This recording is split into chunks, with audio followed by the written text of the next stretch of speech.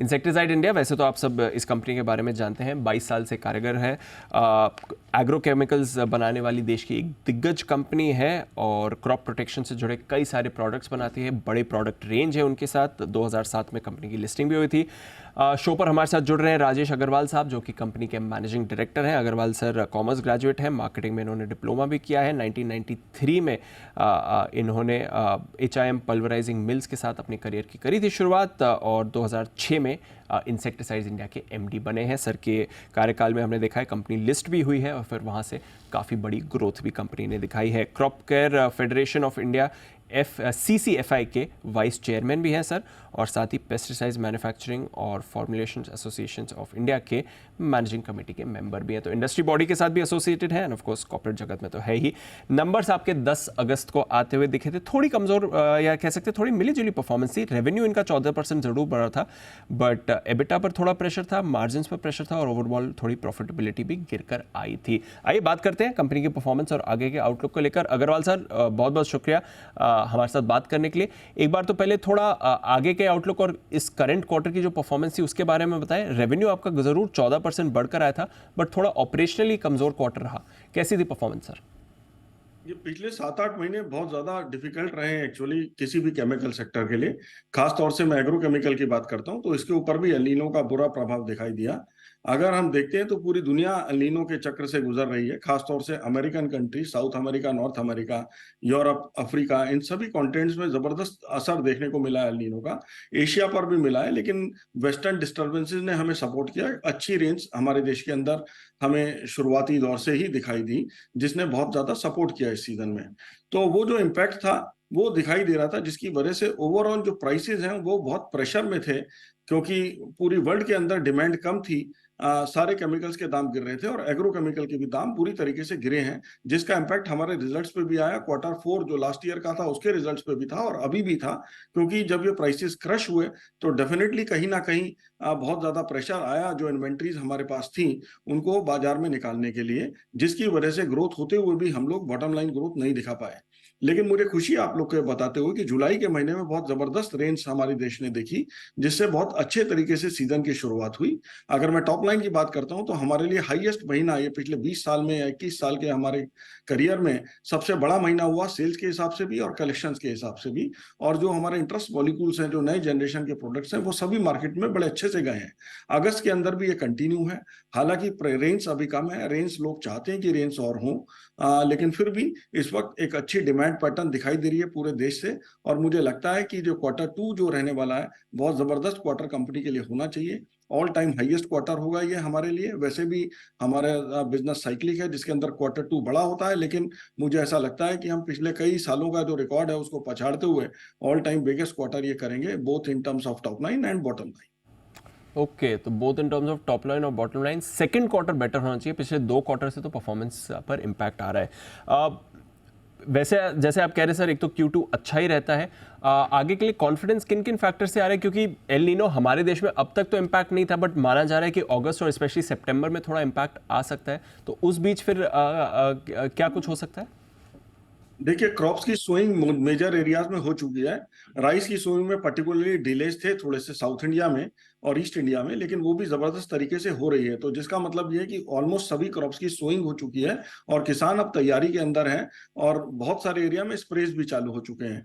तो बहुत ज्यादा डर नहीं है, लेकिन फिर भी छोटी मोटी बरसात आती रहेगी। अगर वो परसेंटेज टर्म्स में भी पूरी नहीं होती, अगर फिर भी थोड़ी थोड़ी बरसात अगर खेतों को मिलती रहती है तो सीजन के लिए अच्छा रहेगा। किसान के लिए भी एक डिसेंट ईयर रहने की उम्मीद है, क्योंकि अगर पिछले सालों में भी देखते हैं तो पिछले 2-3 साल से कंसिस्टेंट रेनफॉल नहीं हो रहे। जब होते हैं तो अचानक से बहुत ज्यादा हो जाते हैं और जब गैप आते हैं तो बड़े बड़े गैप्स आ रहे हैं। तो ऐसा कंटिन्यूसली पिछले कई सालों से हो रहा है, जो पहले भी प्रभाव देखने को मिला, इस साल भी रहेगा। लेकिन इस साल मोर और लेस अभी सिचुएशन अच्छी दिखाई दे रही है, जिसकी वजह से हमें काफी अच्छा कॉन्फिडेंस है। खास तौर से मैं बात करना चाहूंगा, कोविड काल में उसके आसपास हमने बहुत सारे नए प्रोडक्ट्स लॉन्च किए और इस साल भी कंपनी के बहुत सारे लॉन्चेस थे। उन प्रोडक्ट के साथ काम करने का मौका किसानों के साथ मिल नहीं रहा था, क्योंकि जो हमारी टीम थी, मार्केटिंग टीम खासतौर पे खेतों में जा नहीं पा रही थी, किसानों से मिल नहीं पा रही थी। तो इस साल उनके साथ भरपूर काम करने का मौका मिला और मुझे खुशी है बताते हुए कि हमने अपने कुछ ब्रांड्स बहुत अच्छे से मार्केट के अंदर एस्टेब्लिश किए हैं। खास तौर से हमारे 6 की ब्रांड्स हैं। इन 6 ब्रांड्स के साथ हम 600 करोड़ से ऊपर की टर्नओवर इस साल नेट सेल्स लेके जाएंगे। इसका मतलब ये है कि on an average 100 crore plus. तो इसके अंदर मैं खास तौर पे बात करना चाहूंगा कि जो हमारे निसान कंपनी के कोलैबोरेशन प्रोडक्ट्स हैं, इसके अंदर सबसे बड़ा प्रोडक्ट मेरा जो निकल के आने वाला है वो है शिनवा। हर और भी बहुत सारे प्रोडक्ट्स ने बड़ा अच्छा किया है। तो ये कुछ प्रोडक्ट्स हैं जो हमने अपने R&D सेंटर से बनाए हैं, कुछ हमारे मिक्सचर प्रोडक्ट्स हैं, कुछ हमारे प्रोडक्ट निसान कंपनी के हैं। तो सभी प्रोडक्ट्स बहुत अच्छा कर रहे हैं। तो इनकी परफॉर्मेंस को देखते हुए मुझे कॉन्फिडेंस है कि जो हमने खासतौर पे इंजन प्रोडक्ट्स अपने बनाए थे कि हमारे की प्रोडक्ट्स रहेंगे मार्केट के अंदर, हमारे फोकस प्रोडक्ट थे, इन सभी फोकस महारत्ना प्रोडक्ट्स को बहुत अच्छा रिस्पॉन्स मार्केट से मिल रहा है। और इसके पीछे पीछे हमारी जो महारत्ना की रेंज है उसको भी हम अच्छे से मार्केट के अंदर ले जा पा रहे हैं। तो मुझे उम्मीद है कि हमारे इन प्रोडक्ट से बड़ी अच्छी सेल्स ग्रोथ कंपनी को ओवरऑल इस साल देखने को मिलेगी। चलिए, बहुत बढ़िया सर। तो नए प्रोडक्ट्स भी हैं जो लॉन्च हुए हैं और साथ ही उन पर फीडबैक भी आने वाला है। अच्छा सर, आपने प्राइसिंग प्रेशर की तो बात करी, कॉस्ट प्रेशर कुछ दिख रहे हैं इस समय? क्योंकि हमने देखा आपके मार्जिन्स पर भी इस बार गिरावट आती हुई दिखी। कितना प्राइसिंग रिलेटेड था और कितना कॉस्ट रिलेटेड है, और आगे मार्जिन्स के लिए क्या आउटलुक बनता है? देखिए, हमने अपनी बाइंग कंटिन्यू रखी, जिसकी वजह से हमें एमटीएम डिवैल्यूएशन भी मिलती रही। लास्ट क्वार्टर में मिली और करंट क्वार्टर में मिली। लेकिन उसका एक एडवांटेज ये है कि अभी इंटरनेशनल मार्केट थोड़ा सा टाइट होता जा रहा है और प्राइस बढ़ने की तरफ चलने शुरू हो गए हैं। तो जो अब तक लॉस आ रहा था वो लॉस अब प्रॉफिट में कन्वर्ट होता जाएगा। और हमने मैक्सिमम जो पुरानी इन्वेंट्री थी काफी हद तक उसको उससे बाहर निकलते जा रहे हैं और अपनी इन्वेंट्रीज को हमने बहुत हद तक कम भी किया है। क्योंकि फर्स्ट क्वार्टर में हम 100 करोड़ से ज्यादा की इन्वेंट्री कम कर पाए थे और पिछले 30-40 दिन में भी हम फिर से एक बार 100 करोड़ की इन्वेंट्री और कम कर पाए। और हमारा लक्ष्य है कि हम लोग को इस इन्वेंट्री को और 75 से 100 करोड़ इस क्वार्टर में ही और कम करना है।